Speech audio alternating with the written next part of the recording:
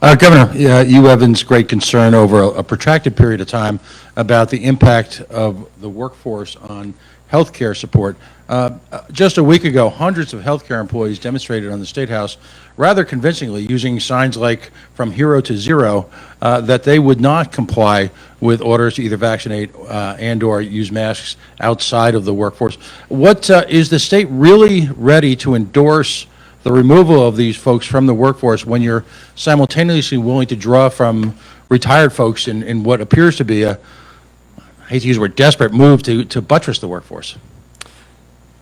So, that decision was made after talking to the nursing home board and their representatives, that they were supporting the idea of both mask and vaccine on their workforce. So we agreed. Remember this: healthcare workers keep people healthy. That's their job. And we know that the booster shots are going to be needed. And they're going to be needed in areas of age groups that the healthcare workers spend an inordinate amount of time caring for them.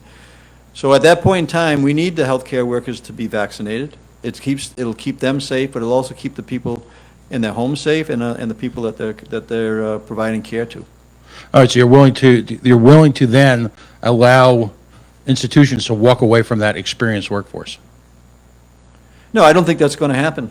I think that what you're going to see is just like in the schools. There was certainly a great deal of debate on whether the strategy to have local school departments adopt their mask policy, and that happened. And now we're in a better spot from where we sit to work with the local school districts and not get because they're partners with us.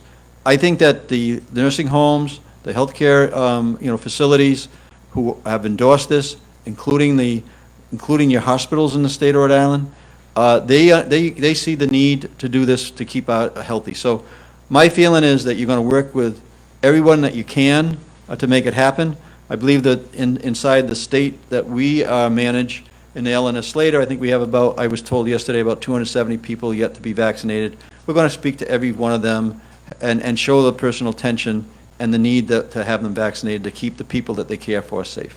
Right. Then briefly, there is a great deal of anecdotal chatter amongst teachers and school department personnel around the state that the compliance in terms of pods, the compliance in terms of separation, the compliance in terms of ventilation is woefully lacking. Has there been an actual inspection of schools this summer in order to verify that this exists? And is that data available in any type of accessible format? Yeah, I have to check in with RIDE to see whether that's available. I visited, I think, over half the schools in the city of Providence. I intend to do the other half.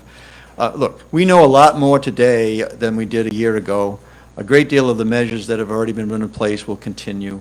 The schools will be safe. The local districts are stepping up as well, as RIDE, as the Department of Health, and the state will, as to make sure that the students are safe and the teachers are safe when they open up the classrooms in a few weeks.